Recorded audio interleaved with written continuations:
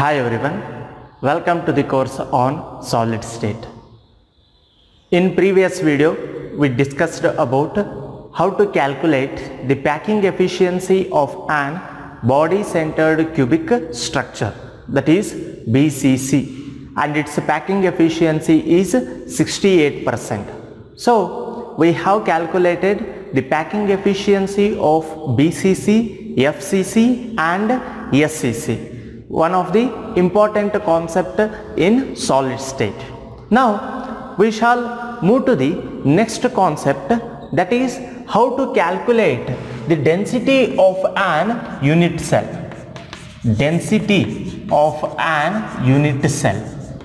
As we know, the unit cell, it consists of certain particles and some of the volume is occupied by the particles and some of the volume is occupied by the empty space, and hence we need to calculate its density. What would be the density of that unit cell? If we find the density of an unit cell, then we can able to calculate the volume of the unit cell as well as mass of an atom and edge length, okay, and the number of particles present in that unit cell by knowing the density of that unit cell. So first we need to find the density of an unit cell. First of all, as you all know, density, what does density means?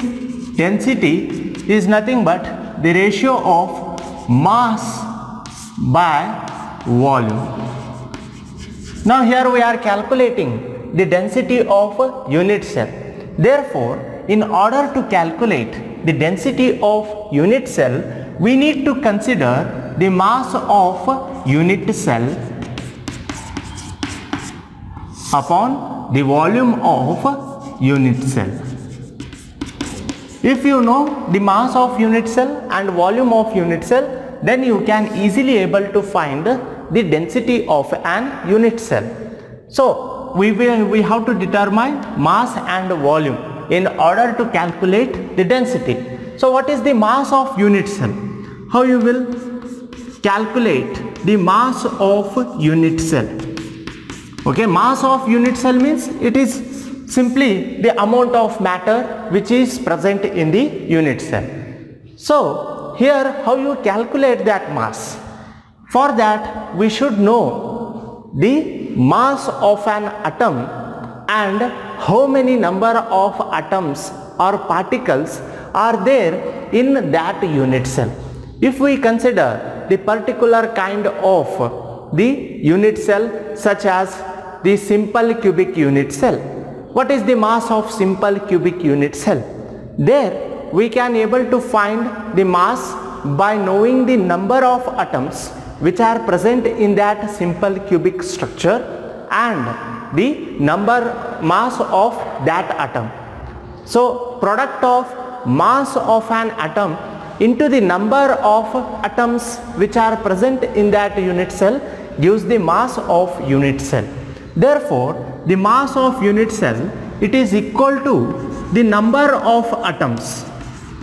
How many number of atoms are present in that unit cell, and if you multiply it by mass of each atom which is present in that unit cell, that gives the mass of unit cell.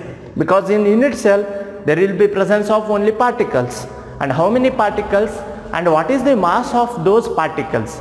If we take the product of those things, we are going to get the mass of unit cell. And next one is volume of unit cell. So volume of unit cell. What is the volume of unit cell? Here we will consider the cubic unit cell, because for your syllabus the cubic unit cells are there. It may be SCC, BCC or FCC.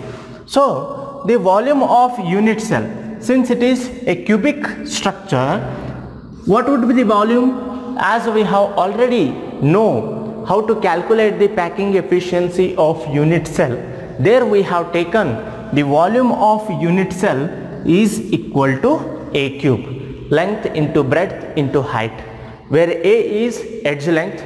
So all the length, breadth and height are same, and hence when we multiply A into A into A, we will get A cube. That is the volume of unit cell. And see here I have taken number of atoms into mass of each atom. Number of atoms I will represent it as Z, and mass of each atom is represented as small m. So mass of unit cell is equal to Z into m, volume of unit cell is equal to A cube. Then what is the mass of each atom? How you will calculate the mass of an atom? That can be calculated by mass, okay, small m is equal to molar mass divided by Na, that is Avogadro's number. When we take the ratio of molar mass and Avogadro's number, we are going to get the the mass of that atom by knowing these two terms. Okay, so this is mass of each atom, and capital M is molar mass and Na is Avogadro's number.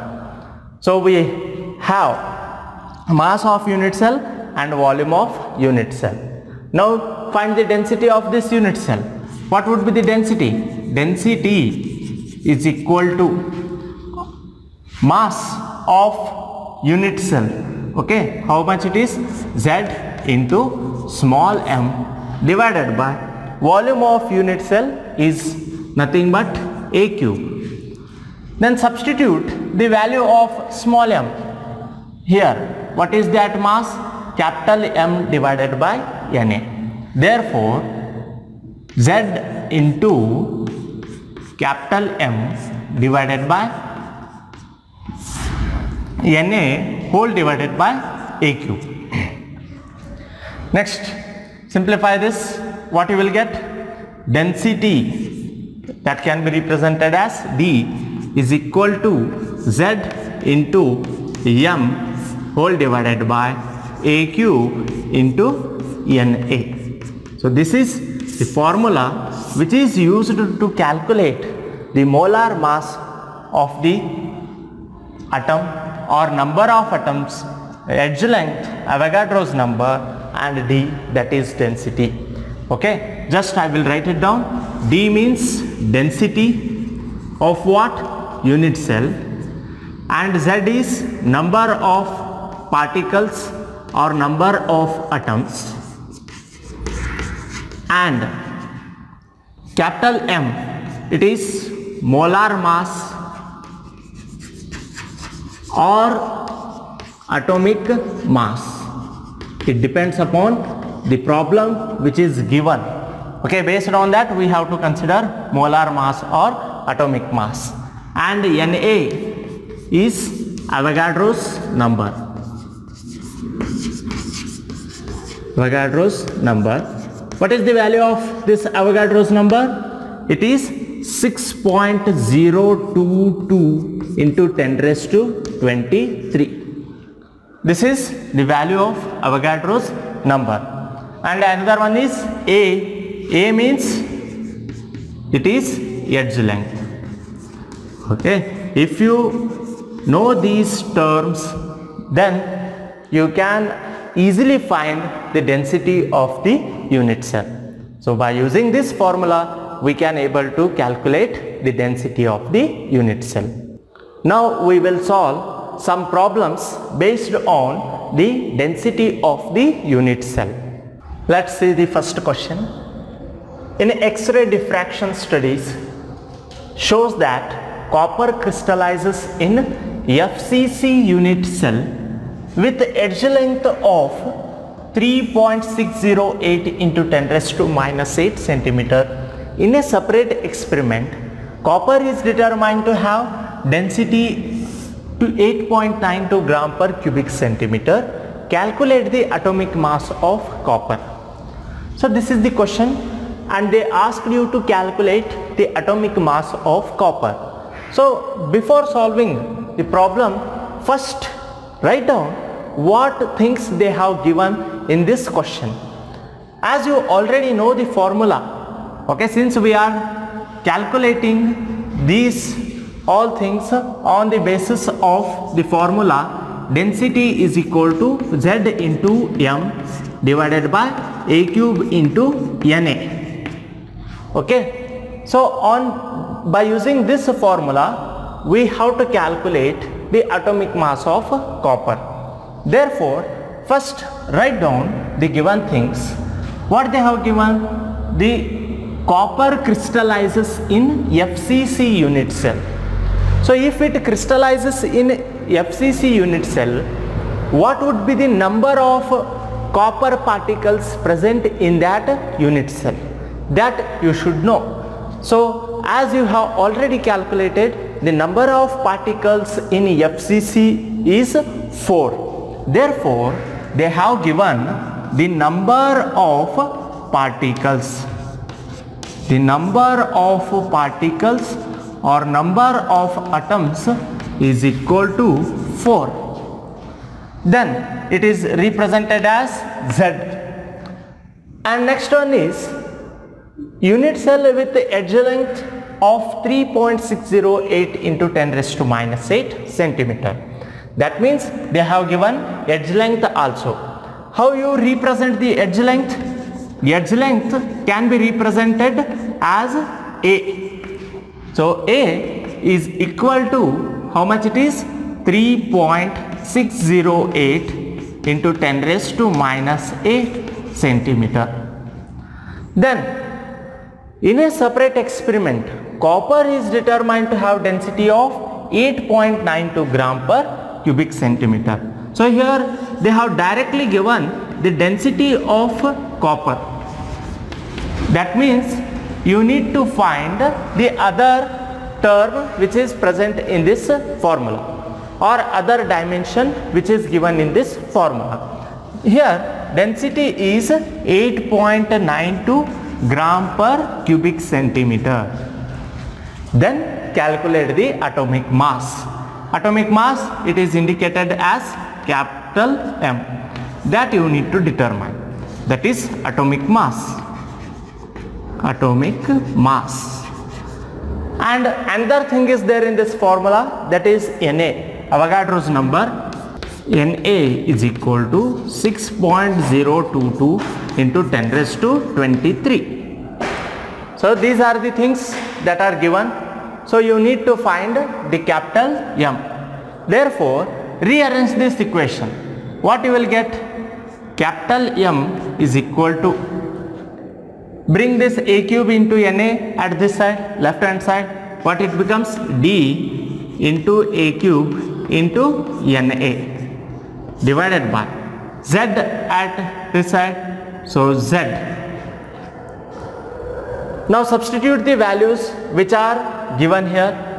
So density is 8.92 into A cube. A is given, that is 3.608 into 10 raised to minus 8 whole cube, and then Na is 6.022 into 10 raised to 23 whole divided by Z means number of particles, that is 4.